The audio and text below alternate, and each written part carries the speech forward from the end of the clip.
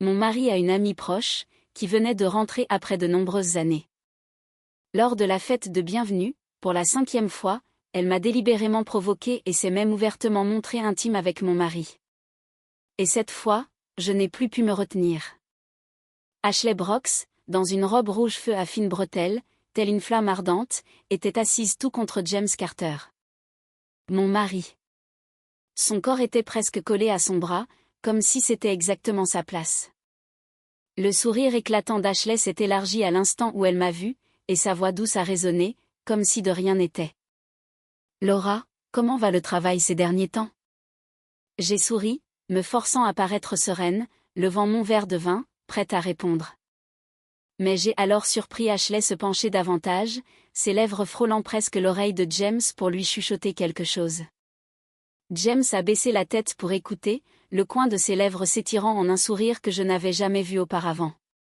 Ce n'était pas le sourire poli hélas qu'il m'adressait tard le soir après le travail. Celui-ci était sans effort, détendu, plein de plaisir. Le genre de sourire qui, d'un coup net et froid, m'a fait réaliser qu'il ne me l'avait jamais, pas une seule fois, accordé. J'ai essayé de me concentrer sur le menu, mais mes yeux refusaient de les quitter. À table, Ashley n'arrêtait pas de frôler légèrement les doigts de la main de James, chaque contact semblant accidentel mais pourtant calculé. Sa voix est devenue douce, presque enfantine, comme si elle était une petite fille gâtée. « James, coupe-moi le steak. Tu le fais mieux que moi. » James a secoué la tête avec un léger sourire réticent, mais il a tout de même pris le couteau et a soigneusement découpé chaque morceau de viande. Quant à Ashley, d'un geste désinvolte, a pris un morceau de steak de l'assiette de James pour le mettre dans la sienne, j'ai attendu qu'il fronce les sourcils ou la réprimande gentiment. Mais non, James s'est contenté de la regarder, le regard tendre, comme si son geste était tout à fait naturel, puis il a continué à manger ce qu'il restait. J'ai posé ma fourchette et mon couteau. Le cliquetis sec du métal contre la porcelaine a été assez fort pour faire sursauter James et le faire lever les yeux. Il m'a regardé, les yeux brillants d'un bref malaise, mais il est presque aussitôt retourné à sa conversation avec Ashley. Pendant les 2 heures qui ont suivi, je suis restée assise en silence, immobile, comme une spectatrice involontaire, assistant à une pièce à laquelle je n'avais jamais été invitée. Ashley sirotait le jus d'orange du verre de James, gloussant lorsqu'ils ont commandé le même plat. « James, tu te souviens toujours de ce que j'aime » a-t-elle dit, la voix fière, comme si c'était un secret que seul partageait. Elle a fait glisser son assiette de dessert à moitié mangée vers James. « Je n'ai plus faim. » James n'a pas protesté. Il a simplement pris la fourchette et a fini nonchalamment, comme si c'était une habitude qu'ils avaient depuis longtemps. Leurs regards échangés, les contacts subtils, les histoires de leur passé, des souvenirs dont je ne faisais pas partie. « Tu te souviens quand on s'est perdu dans Paris ?» a ri bruyamment Ashley en posant sa main sur l'épaule de James. James a éclaté de rire, ses yeux s'illuminant au souvenir, oubliant complètement que j'étais assise juste là, exclue de leur monde. Le point de rupture est arrivé quand Ashley a commencé à parler de ses difficultés pendant ses études à l'étranger. Sa voix est soudainement devenue douce, tremblante d'émotion. « Il y a eu des jours où je voulais juste tout abandonner, James. Personne ne pouvait comprendre ce que je ressentais. » James l'a regardé, les yeux pleins de sympathie. Et puis, sans la moindre hésitation, il a sorti sa carte de crédit, l'a posée sur la table et a prononcé les mots qui ont fait s'effondrer mon monde entier sous mes pieds. « Dépense ce que tu veux. » Puis, soudain, Ashley s'est levée de sa chaise. Le verre de vin rouge a basculé, se déversant sur ma robe blanche. Le liquide glacial s'est infiltré profondément, s'étalant comme une tache de sang frais. L'odeur âcre de l'alcool est montée, me brûlant le nez. Ashley a couvert sa bouche, les yeux écarquillés, feignant le choc. « Oh mon Dieu, Laura. Je suis tellement désolée. Je ne l'ai pas fait exprès. » J'ai baissé les yeux vers la tache rouge. Mon cœur battait la chamade. Mon estomac s'est noué. Je savais que ce n'était pas un accident. J'ai vu la lueur fugace de triomphe dans ses yeux.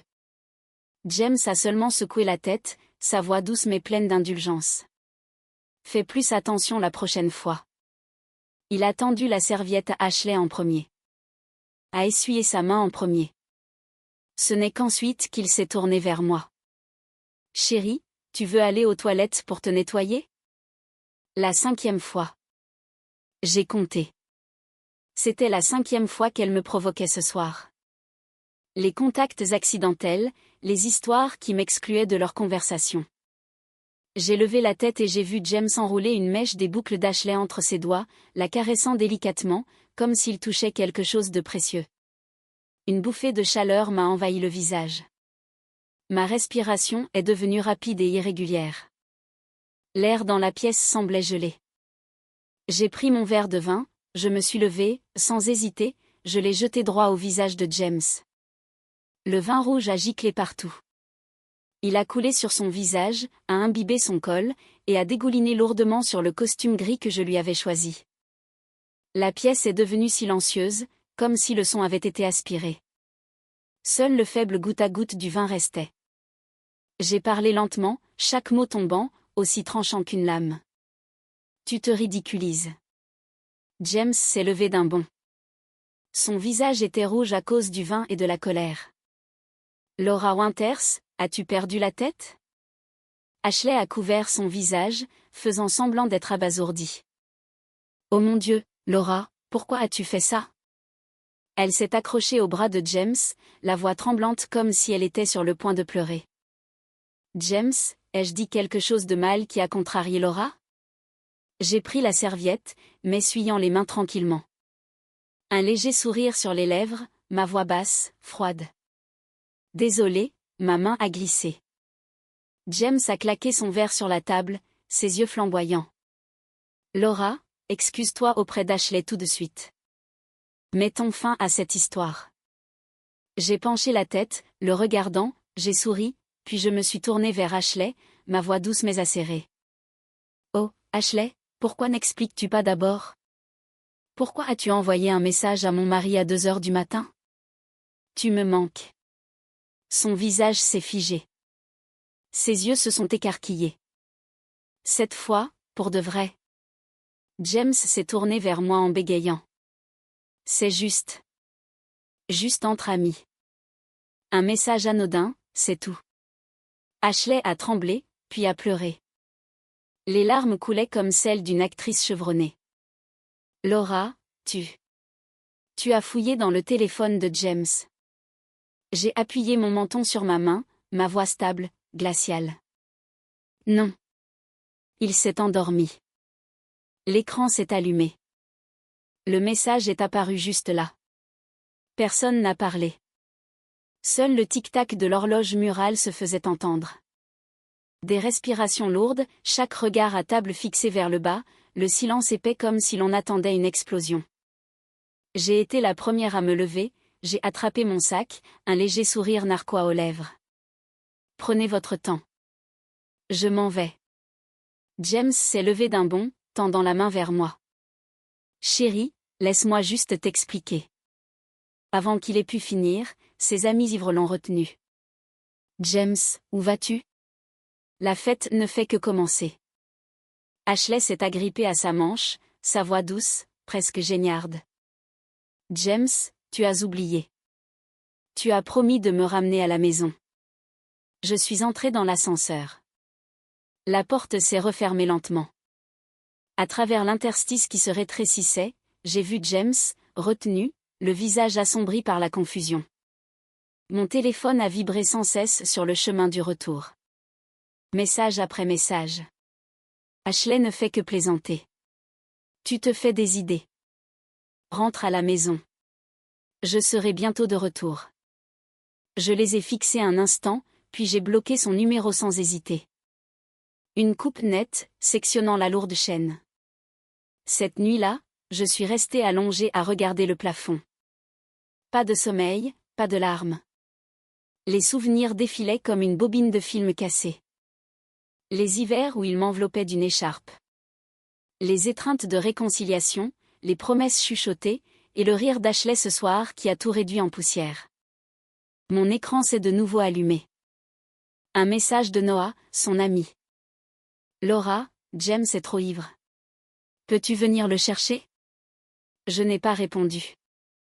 Puis une photo est arrivée. James affalé sur un canapé, les yeux fermés, marmonnant de manière incohérente. Ashley était pratiquement sur lui. Un bras autour de son cou, l'autre tenant son téléphone pour un selfie. Ce sourire radieux. La distance entre eux. Disparu. J'ai regardé la photo un instant, puis j'ai éteint mon téléphone et tiré les rideaux.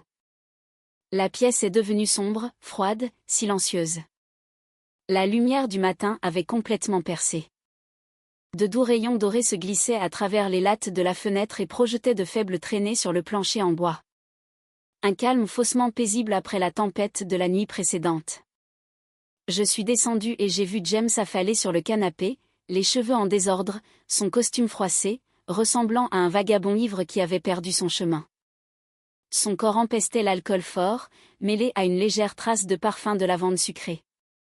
Doux mais inconnu, pas le parfum que je portais habituellement. Cette odeur s'accrochait à lui comme un rappel vivace d'Ashley, me tordant l'estomac comme pour se moquer de ma naïveté. Je ne l'ai pas réveillé. Je suis simplement allé tranquillement dans la cuisine, me suis versé un verre d'eau. Le son du filet d'eau a résonné dans le silence. Puis j'ai posé le verre sur le comptoir avec un claquement sec, assez fort pour le réveiller.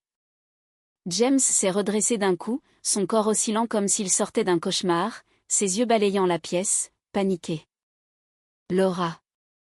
Sa voix était rauque, faible. Je n'ai rien dit, je me suis juste retournée et j'ai marché droit vers la porte, me penchant lentement pour mettre mes chaussures, chacun de mes mouvements délibérés, comme si j'essayais de réprimer la vague d'émotions qui montait en moi. « Où vas-tu » m'a-t-il lancé, titubant à travers la pièce, sa voix encore éraillée par les restes d'alcool, comme s'il essayait de s'accrocher à quelque chose qui lui échappait. Je me suis penchée pour lasser mes chaussures, sans même le regarder, ma voix calme, froide. Au travail. Mes yeux ont parcouru le col de sa chemise, toujours taché d'une légère trace de rouge à lèvres. Sans aucun doute, un autre des souvenirs accidentels d'Ashley de la nuit dernière. Une autre trace de trahison. « Laisse-moi te conduire », a-t-il plaidé, toujours dans la même chemise froissée de la veille, le col défait, révélant une peau rougie. « Pas la peine », ai-je dit sèchement. Juste avant d'ouvrir la porte, je me suis arrêtée, me suis retournée pour le dévisager, mon ton égal mais tranchant. « Ne viens pas au bureau aujourd'hui non plus. Fais ta toilette, et réfléchis bien à ce que nous allons faire ensuite. » Son visage s'est assombri, ses sourcils se sont froncés, ses yeux brillants de confusion. « Qu'est-ce que tu veux dire ?»« Je veux dire qu'il est temps pour toi de choisir, » ai-je répondu, la voix stable, chaque mot fendant l'air lourd entre nous comme une lame. Je l'ai regardé, ses cheveux en désordre, ses yeux rougis par le manque de sommeil, et j'ai continué. « Veux-tu continuer à t'occuper de cette meilleure amie qui vient de rentrer et qui, d'une manière ou d'une autre, a toujours besoin de toi, ou veux-tu t'accrocher à ce mariage ?» Sa pomme d'Adam a bougé alors qu'il avalait quelque chose d'amer, sa voix douce, suppliante à propos de la nuit dernière. « Je peux expliquer. » J'ai levé mon regard, froid, cherchant sur son visage le moindre signe de mensonge. « Expliquer quoi ? Comment elle s'est retrouvée dans tes bras ? Ou comment tu m'as oublié la nuit dernière, Laura ?» Ses yeux étaient agités, fuyants, sa voix tremblante. « Elle vient de rentrer. Elle n'est pas encore habituée aux choses ici. Je ne faisais que l'aider. C'est juste une amie. » Il a répété cette excuse faible, les poings serrés, comme pour essayer de se convaincre lui-même plus que moi. « Une amie ?» J'ai ri, mais le son était sec, vide de chaleur, plein d'amertume et de douleur. « James, nous sommes ensemble depuis 10 ans, mariés depuis 3 ans. Ne penses-tu pas que ta version de l'attention a déjà dépassé les limites ?» Son expression a légèrement changé, ses sourcils se resserrant comme si j'avais touché un point sensible, mais il a tout de même essayé de se défendre, la voix chancelante. « Tu te fais des idées.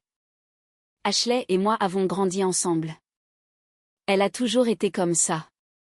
Et toi ?» Ai-je coupé, la voix glaciale, en m'approchant, le regardant droit dans les yeux. « Est-ce que ta personnalité consiste à te laisser attacher au reste de quelqu'un d'autre ? À la laisser s'accrocher à toi comme une ombre sans broncher ? James, demande-toi, ai-je continué, ma voix plus basse mais lourde, le forçant à détourner le regard.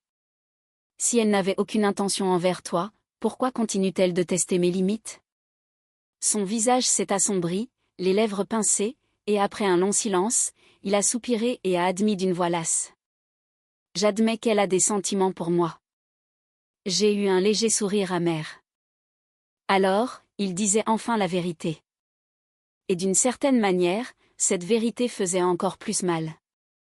James a serré les poings, sa voix rauque, pleine de désespoir. Mais Laura, mes sentiments pour toi n'ont pas changé. Je n'ai vraiment aucune intention envers elle. Je l'ai fixée, cherchant la moindre lueur d'hésitation ou de culpabilité. Mais il a rencontré mon regard avec des yeux si sincères. C'était presque déconcertant.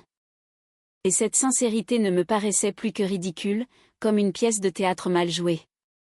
Aucune intention. Je me suis redressée, le regardant de haut, ma voix un ton plus haut, chargée de sarcasme. Alors dis-moi pourquoi elle se sent à l'aise de me provoquer juste devant toi. Pourquoi la défends-tu toujours? Quand je suis partie hier soir et qu'elle t'a demandé de la ramener chez elle, as-tu hésité ne serait-ce qu'une fois? James est resté sans voix, la bouche ouverte, mais aucun mot ne sortait. Le visage pâle, les mains tremblantes comme s'il essayait d'attraper l'air. Tu vois, ai-je dit froidement, ma voix résonnant dans la pièce silencieuse. Tu ne peux même pas te mentir à toi-même, et tu espères me convaincre? Il est resté silencieux un long moment, se frottant finalement les tempes de détresse, sa voix à peine audible. Je pensais juste, elle a été absente si longtemps. Peut-être qu'elle avait besoin que quelqu'un prenne soin d'elle. Et cette personne devait être toi? Ai-je ricané, la voix pleine d'ironie, en m'approchant et en lui tapotant le torse avec un doigt. James, s'il te plaît, réveille-toi. Ce n'est pas une fille seule et sans défense. C'est une femme qui essaie de t'attirer dans son lit. Elle essaie de prendre ma place. Ses yeux ont vacillé de panique, ses sourcils se sont contractés, sa voix a tremblé. Laura, ce n'est pas comme ça. Alors, qu'est-ce que c'est? Ma voix a baissé, épuisée, brisée. Elle a franchi les limites encore et encore, et tu l'as excusée à chaque fois. James, tu me mens ou tu te mens à toi-même? La pièce est tombée dans un silence épais, rompu seulement par sa respiration lourde et les battements dans mes oreilles. Après une longue pause, il a finalement parlé, la voix faible. Alors, que veux-tu que je fasse? Ai-je vraiment besoin de te le dire? Je l'ai fixé, chaque mot aussi tranchant qu'une lame. Si tu tiens vraiment à moi, tu couperais complètement les ponts avec elle. Maintenant. Il s'est figé, le visage crispé.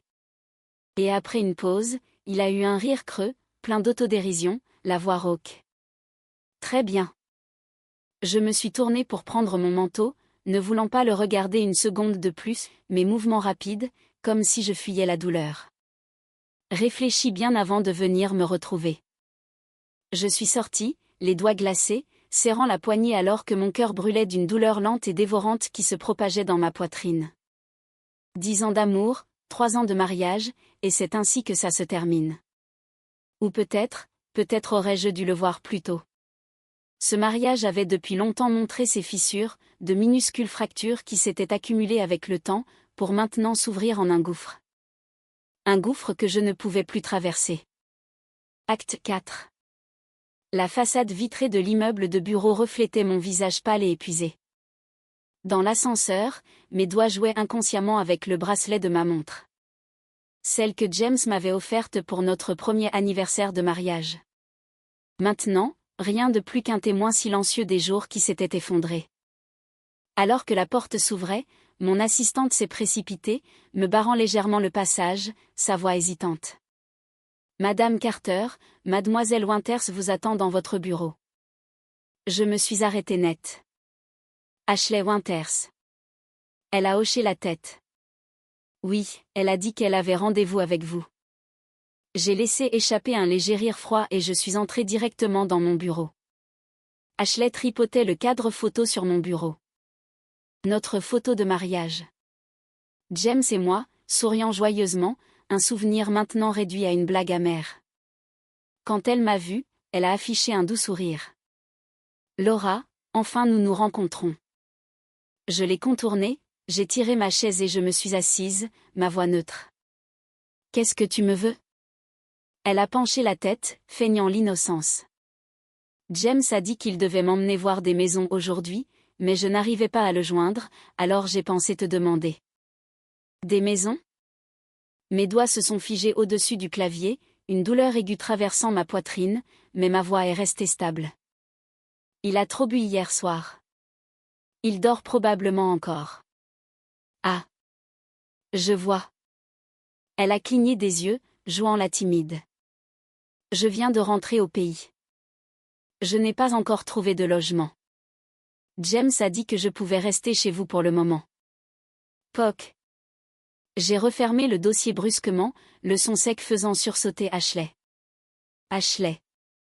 Je l'ai regardé droit dans les yeux, mes mots secs et froids. Si tu as vraiment besoin d'un endroit où rester, ça ne me dérange pas de te réserver une chambre d'hôtel à long terme, mais bien sûr, tu paies toi-même. Son sourire s'est figé.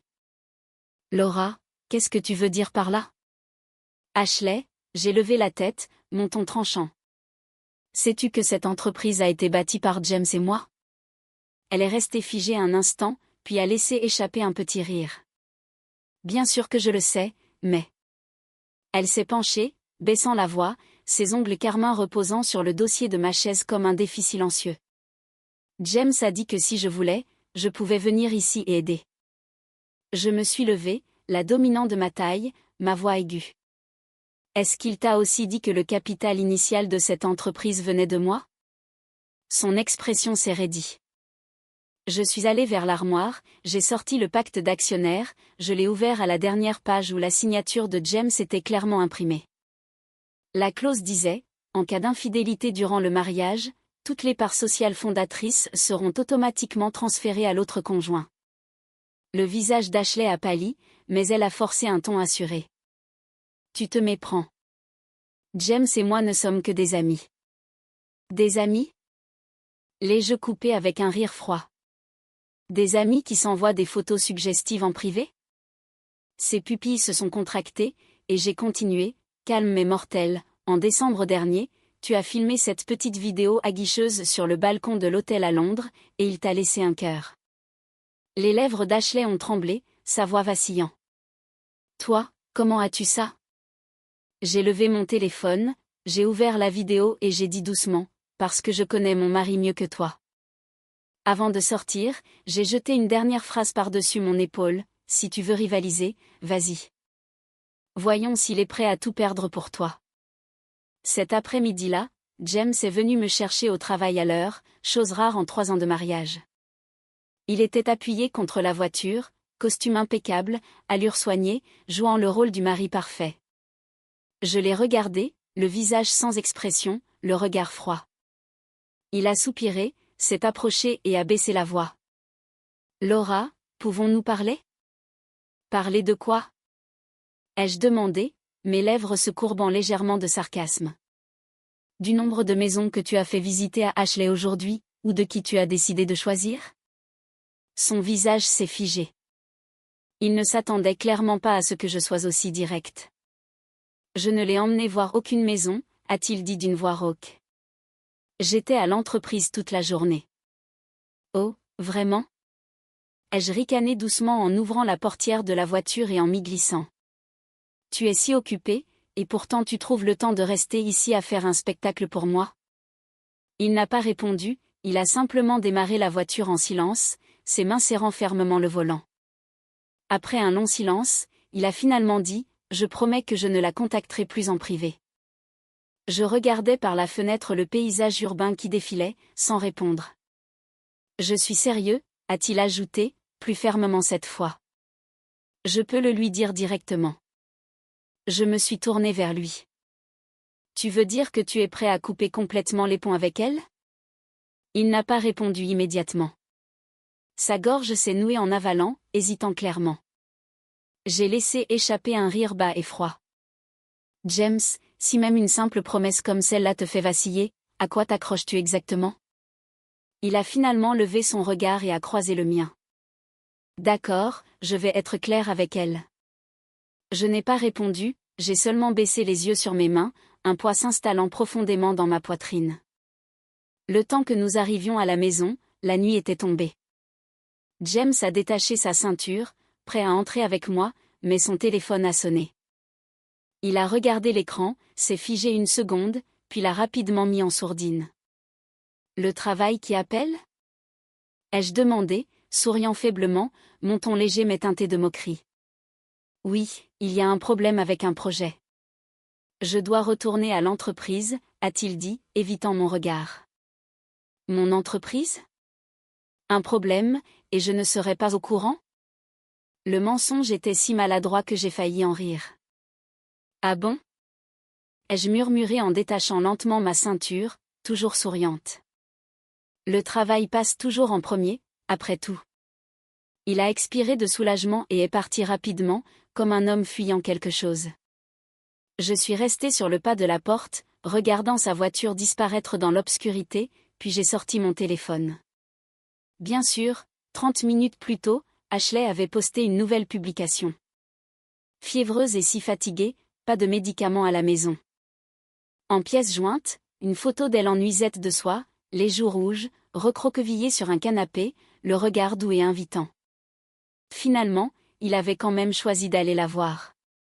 Mon cœur ne me faisait plus mal. Tout ce qui restait était un vide glacial à l'intérieur de moi, comme si chaque parcelle de sentiment avait été drainée. Le son du téléphone sonnant sur la table de chevet a déchiré le silence de la nuit, un bruit strident et perçant qui a tranché dans l'illusion fragile de paix de la pièce. J'ai ouvert les yeux, allongé, immobile, fixant le plafond noir, laissant la vibration de la sonnerie marteler mes nerfs déjà à vif. L'écran du téléphone s'est allumé, projetant une lumière bleu pâle et froide dans l'obscurité. Les chiffres 21h17 brillaient clairement sur l'horloge. Un numéro inconnu est apparu, mais je savais exactement qui c'était. À la 3e sonnerie, j'ai tendu la main et j'ai décroché, mes doigts tremblant légèrement, mais sans hésitation. Je n'ai pas parlé, j'ai seulement écouté, retenant ma respiration. De l'autre côté, il y avait de faibles bruits de froissement, comme quelqu'un qui bougeait sur un lit, le léger affaissement d'un matelas sous le poids de 2 corps, le murmure du tissu frôlant la peau, suggestif et intime. Et puis, le rire doux et sucré d'Ashley a éclaté à travers le haut-parleur, fondant et collant comme du miel. James. Sa voix était paresseuse, mêlée de gloussements, enfantine et nécessiteuse, comme si elle boudait quelqu'un qui l'adorait plus que tout. N'arrête pas. La respiration de James était lourde, épaisse, comme un feu contenu dans sa gorge, imbibé de désir et de manque de retenue. Ashley.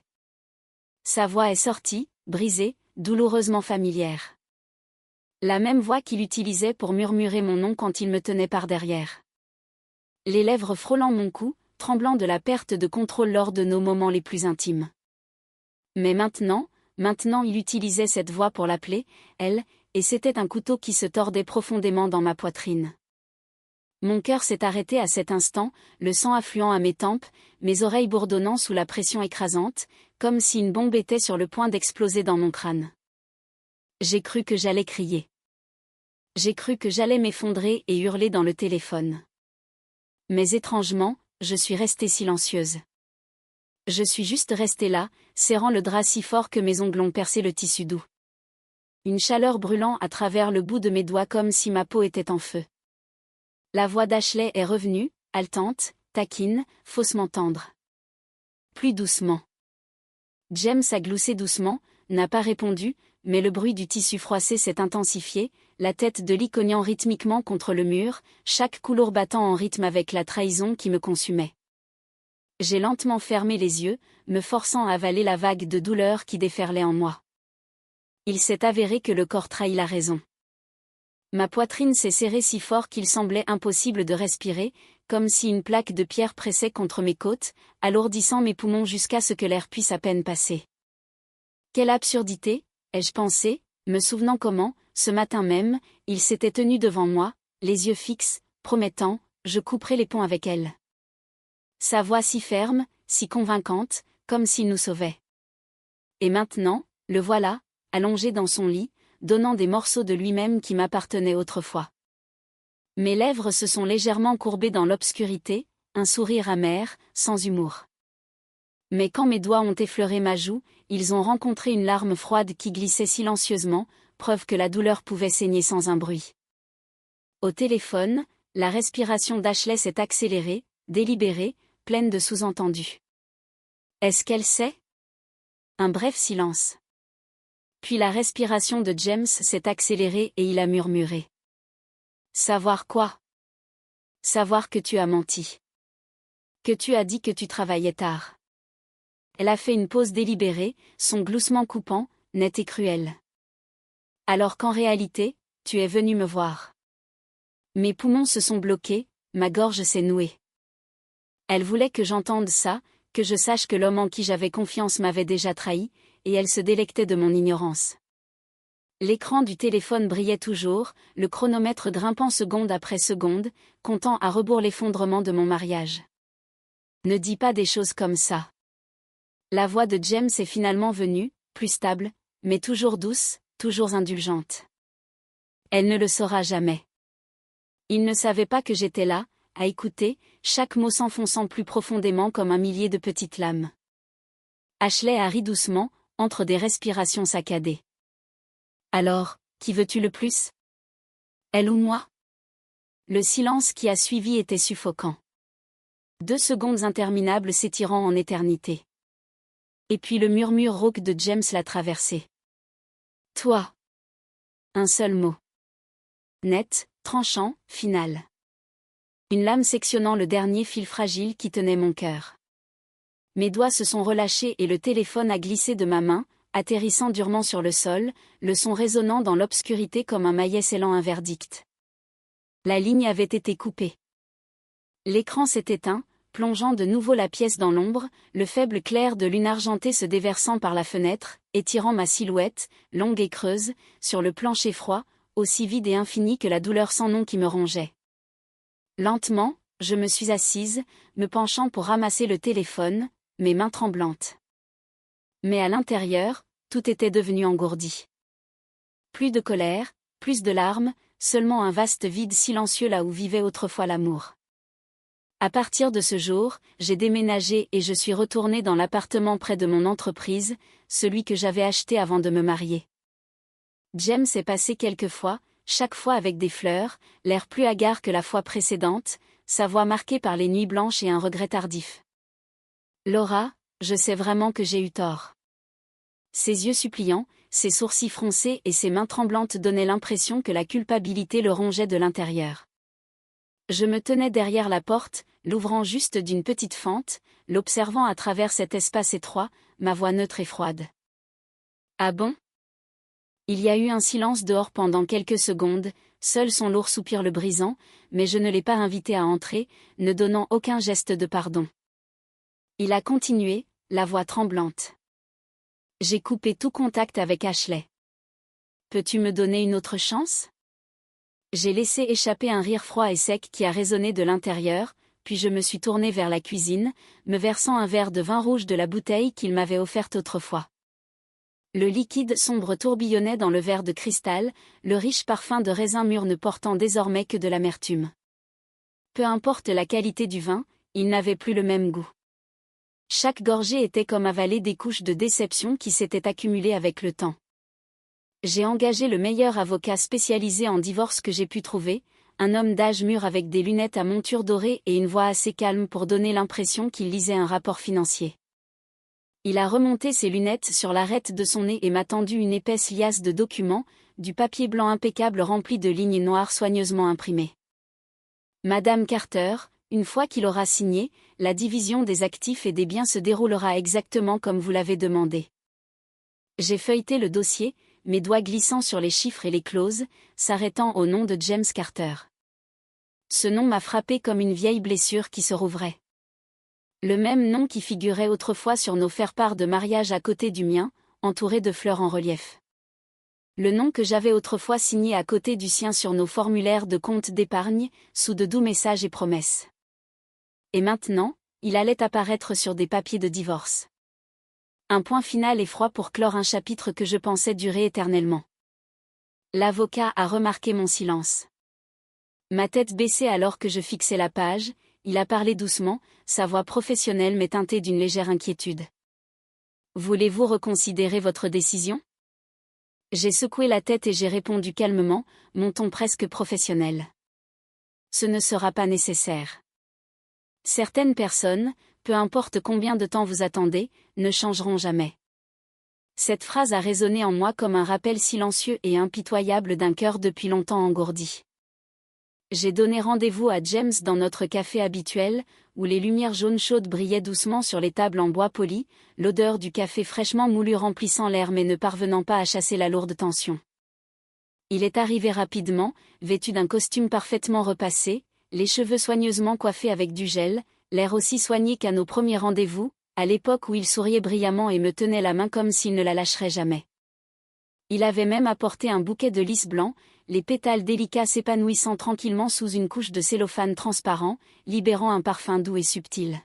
« Laura » dit-il prudemment en poussant le bouquet vers moi, sa voix basse, lourde d'espoir. « Tes fleurs préférées. » Sa main tremblait légèrement alors que ses doigts effleuraient les fleurs, ses yeux cherchant anxieusement les miens. J'ai laissé échapper un petit rire, touchant doucement un pétale doux, mais refusant de prendre le bouquet, le laissant sur la table comme un geste vide et insignifiant. Mes préférés. Son sourire s'est effacé, ses sourcils se fronçant légèrement, pris au dépourvu. Avant, chaque fois que tu m'offrais des fleurs, je les acceptais volontiers. J'ai levé la tête, croisant son regard, ma voix stable mais lourde d'amertume. Pas parce que j'aimais les lys, mais parce que je pensais, tu t'es souvenu que je les aimais. Son visage s'est figé, la couleur s'en allant lentement, ses yeux s'écarquillant de confusion. Je souriais toujours, mais il n'y avait plus de chaleur dans mon expression, seulement un détachement froid. Maintenant, je comprends enfin. Tu t'es trompé de souvenir. C'est elle qui aime les lys, et tu as cru que c'était moi. La dernière once de couleur a complètement disparu de son visage. Laura, je n'ai pas. Balbutia-t-il. Mais je l'ai coupé avant qu'il ait pu finir, faisant glisser les papiers de divorce sur la table vers lui, la pile de feuilles blanches impeccables imprimées d'encre noire audacieuse, posée là comme un verdict sans appel. Signe.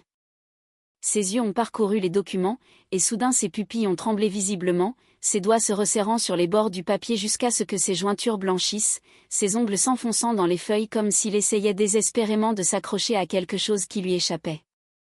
Je ne signerai pas, dit-il brusquement en se levant, sa voix se brisant de désespoir. Je n'accepterai pas de divorcer. Je l'ai regardé droit dans les yeux, ma voix stable mais tranchante comme du verre. Alors, on se verra au tribunal. Sans prévenir, il a saisi les papiers et les a déchirés devant tout le café, le bruit sec du papier déchirant le silence de la pièce alors que les morceaux déchiquetés voltigeaient, se dispersant sur le sol comme les fragments brisés de notre mariage. James, c'est puéril, ai-je dit doucement, un sourire las et impuissant se dessinant sur mes lèvres. Sa poitrine se soulevait violemment, ses yeux rougis brûlants de colère et de douleur. Laura, tu es trop jalouse. Ashley et moi ne sommes vraiment que des amis. Des amis? Des amis qui couchent ensemble. Son visage s'est vidé de toute couleur instantanément, ses lèvres tremblant, ses pupilles se contractant de panique, tout son corps se tendant. J'étais déjà debout, glissant mon sac sur mon épaule, m'éloignant sans me retourner. Toi, commença-t-il, la voix instable, mais je ne me suis pas arrêté. Il m'a soudainement attrapé le poignet, ses doigts serrant fort, tremblant comme s'il suppliait. Quand? Quand l'as-tu découvert? J'ai baissé le regard vers sa main. Ses longs doigts familiers. Les mêmes qui avaient autrefois glissé mon alliance à mon doigt lors de notre nuit de noces, tremblant légèrement d'émotion. La même main qui, quelques nuits auparavant, caressait le corps d'une autre femme avec avidité. Cette nuit-là, ai-je dit en dégageant ma main, ma voix neutre mais chargée d'une douleur silencieuse. Les souvenirs, vifs. Ses pupilles se sont contractées brusquement, son corps figé comme s'il avait été frappé par la foudre. Son visage était pâle et sans vie, les lèvres entr'ouvertes mais incapables de parler. Ce n'est pas Laura.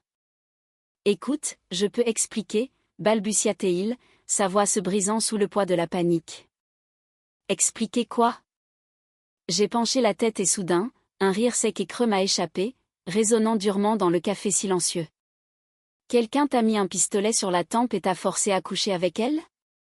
Il a reculé d'un pas, son visage complètement vidé de son sang, ses bras tombant le long de son corps comme si chaque once de force l'avait quitté. Debout là, brisé, comme un homme regardant son monde entier s'effondrer devant lui. La pluie tombait à verse, comme un lourd rideau gris, brouillant les lumières de la ville, chaque goutte frappant le trottoir avec un rythme régulier et mélancolique. Je me tenais devant l'entrée des urgences de l'hôpital. Plus tôt dans l'après-midi, en signant les derniers papiers au bureau de l'avocat pour mettre fin à mon mariage, une vague soudaine de vertige m'avait frappé, ma tête tournant. Je suis venue à l'hôpital pour un contrôle, et l'infirmière a souri doucement, sa voix douce et chaleureuse, comme si elle partageait ma joie. Félicitations, vous êtes enceinte. Le bébé se développe bien. J'ai fixé le petit point faible sur l'échographie, une petite tache de lumière assez puissante pour faire trembler mon cœur. Le bout de mes doigts a légèrement tremblé en effleurant la feuille fragile, comme si je touchais quelque chose de cassable.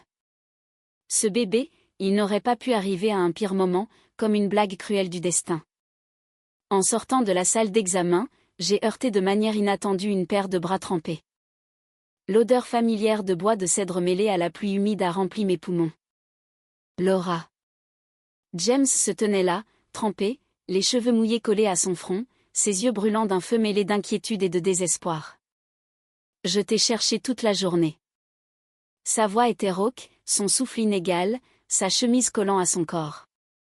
Son regard est tombé sur l'échographie dans ma main, et ses mots se sont étranglés dans sa gorge. C'est. Il m'a attrapé le poignet, faisant glisser la feuille de ma main. L'échographie a atterri sur le sol mouillé, son coin s'imbibant d'eau alors que ses yeux stupéfaits essayaient de se concentrer sur les lettres floues. Son visage s'est figé, puis s'est soudainement illuminé d'une joie fragile. Nous allons avoir un bébé.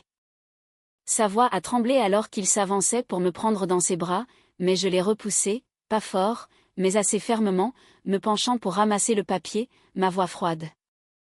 Il n'y a pas de bébé. C'était juste un contrôle de suivi. J'ai glissé le papier dans mon sac et je suis passé devant lui, luttant pour cacher les vagues d'émotions qui déferlaient en moi. Il m'a suivi rapidement, s'agrippant à ma manche, sa voix frénétique, empreinte de désespoir. Je sais que j'ai tout gâché, Laura. Son souffle était saccadé, la pluie ruisselant sur son visage, trempant ses cils. Je t'ai appelé tellement de fois. J'ai déverrouillé mon téléphone, l'écran s'allumant, froid et pâle, montrant plus de 30 appels manqués de son numéro. Le téléphone était en mode silencieux, ai-je dit calmement, mon ton neutre. Pourquoi es-tu ici? Ashley a dit qu'elle avait vu ta voiture entrer ici. Il a tendu la main, sa main hésitant en s'élevant vers mon front, comme pour vérifier si j'allais bien. Mais j'ai détourné la tête, un léger sourire fatigué se dessinant sur mes lèvres. Je vais bien. Son expression s'est un peu adoucie, mais ses yeux oscillaient entre l'espoir et le doute, cherchant la vérité dans mon silence gardé. Finalement, il a posé une main doucement sur mon épaule, sa voix rauque et lourde. S'il y a quelque chose qui ne va pas, tu dois me le dire. J'ai reculé, ouvrant de nouveau mon parapluie noir, le tissu se déployant entre nous comme une barrière. Sous la pluie, un étrange silence flottait dans l'air, rompu seulement par le doux tambourinement des gouttes et sa respiration tendue. Après un long moment, il a expiré profondément, sa voix lasse. Laisse-moi t'accompagner au parking. Pas la peine, ai-je répondu fermement en rangeant mon téléphone dans mon sac. Mon chauffeur m'attend.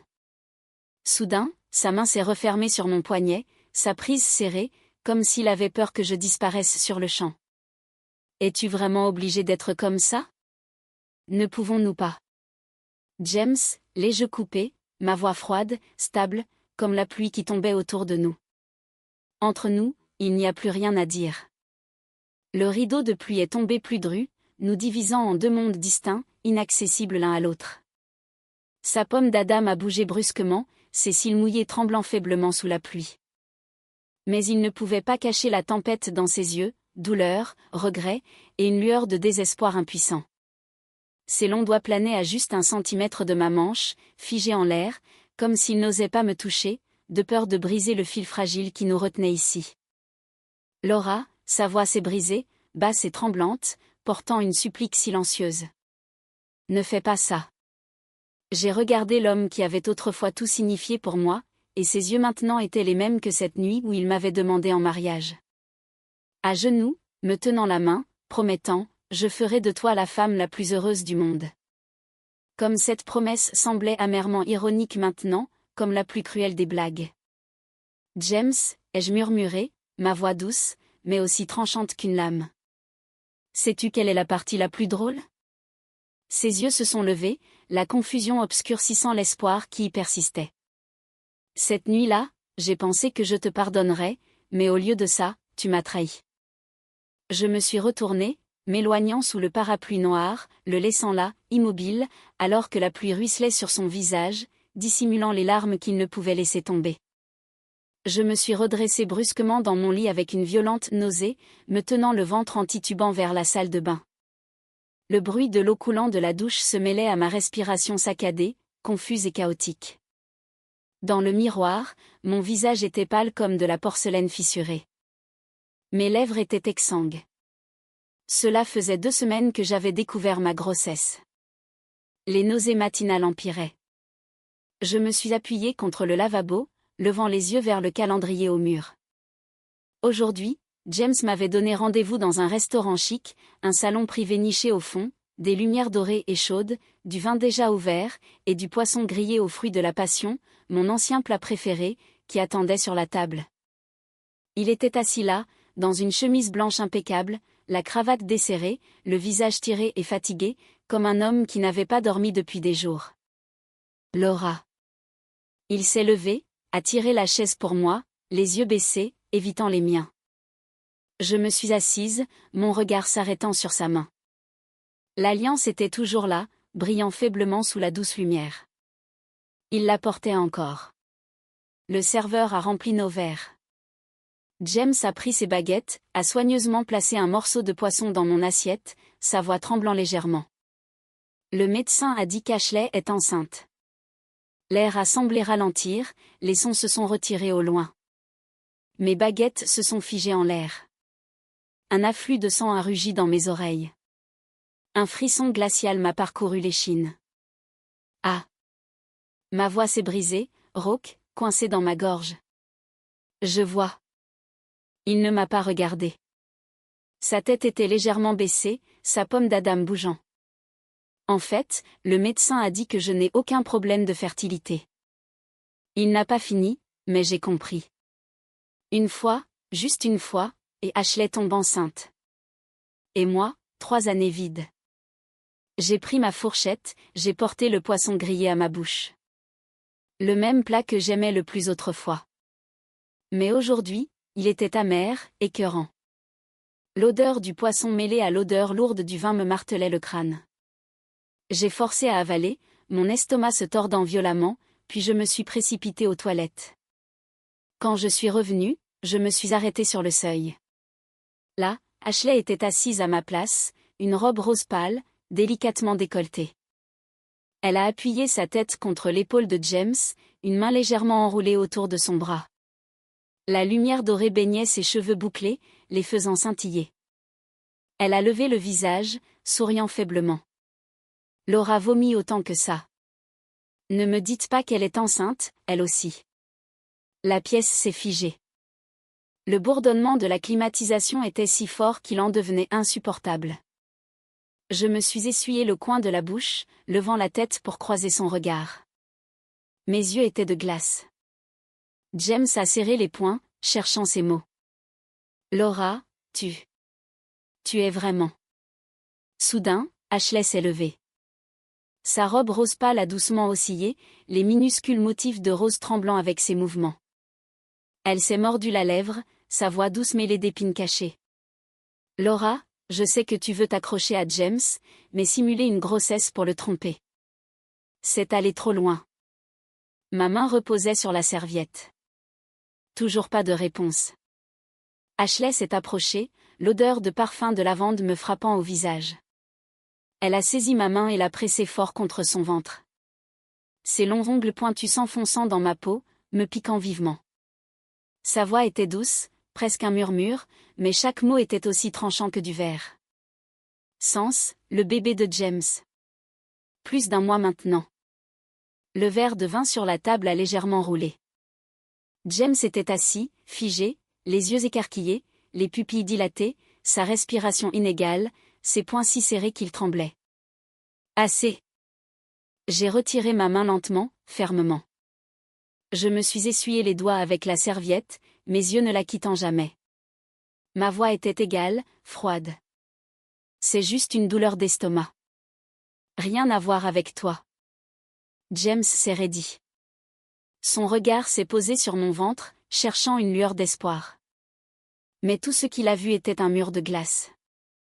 Il a baissé la tête, laissant échapper un petit rire creux, rauque dans sa gorge. C'est vrai, toutes ces années.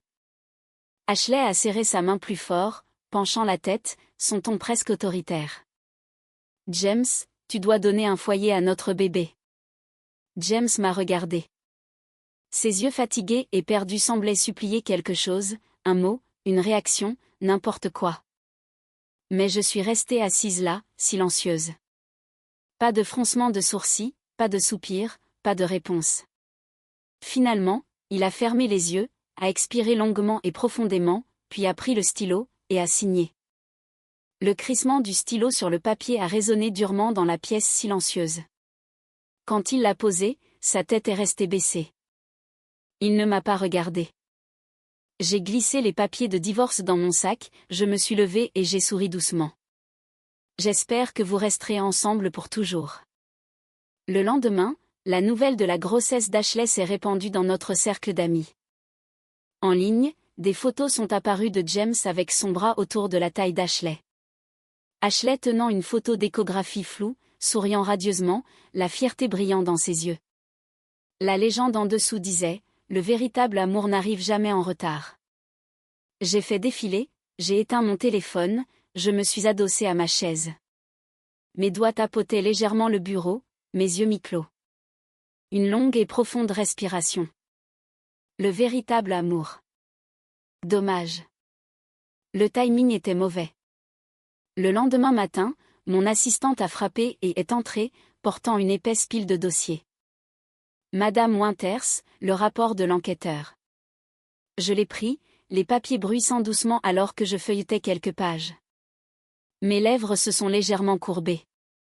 La grossesse datait d'avant même qu'ils ne se rencontrent. J'ai fermé le dossier et j'ai levé mon regard vers la fenêtre, un sourire froid effleurant mes lèvres.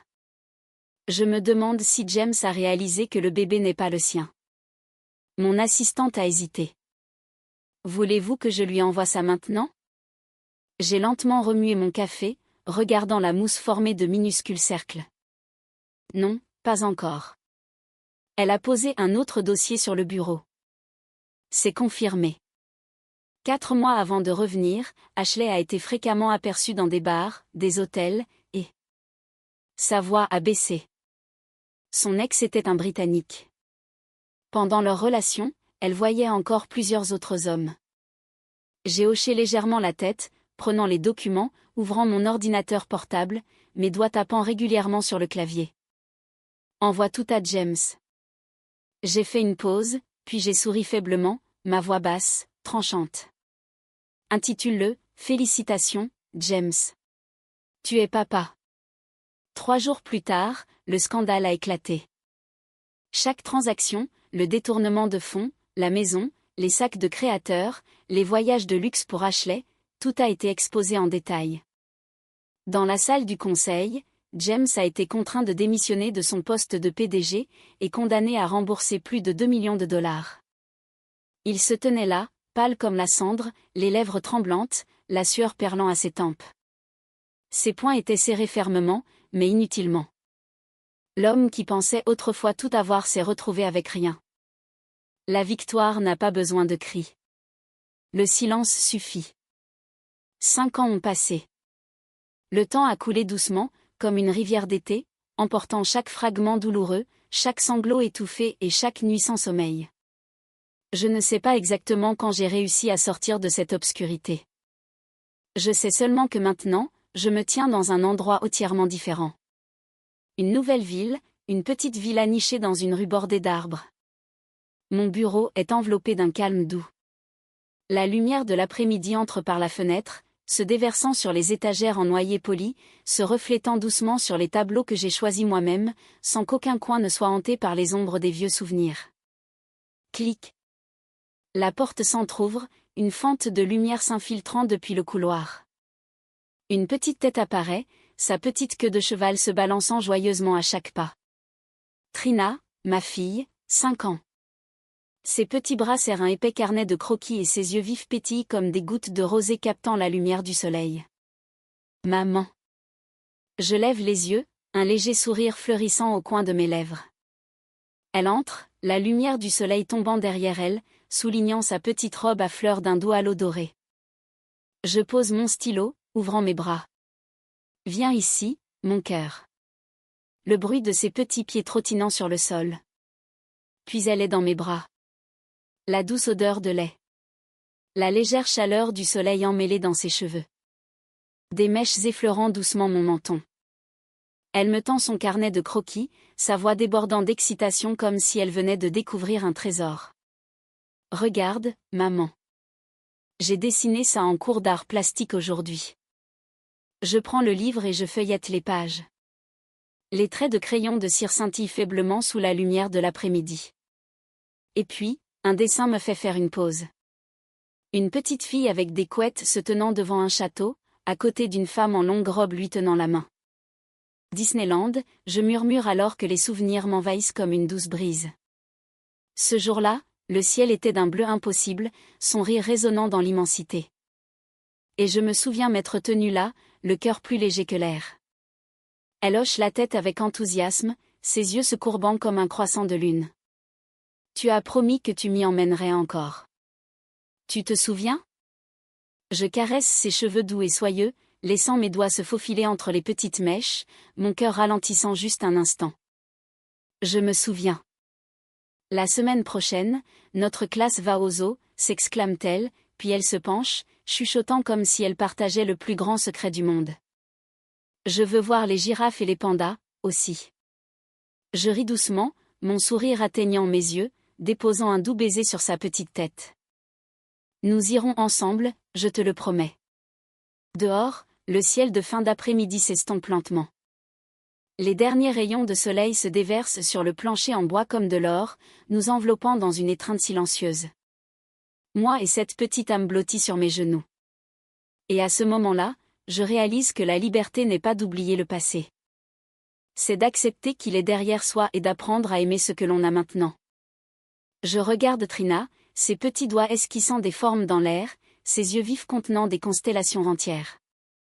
Une douce brise fait bruisser les rideaux, transportant le délicat parfum de la lavande qui fleurit dans le jardin. Paisible, doux, entier. Parfois, la liberté n'est pas dans le départ. Elle est dans le moment où l'on choisit de s'approprier son propre bonheur. Je ferme les yeux, m'adossant à ma chaise, prenant une profonde inspiration d'un après-midi d'été où le rire d'un enfant remplit une pièce ensoleillée. Et je sais que mon voyage a atteint une pause tranquille, un nouveau commencement, une nouvelle vie après tout. Si c'était vous, choisiriez-vous le pardon ou choisiriez-vous de tout recommencer?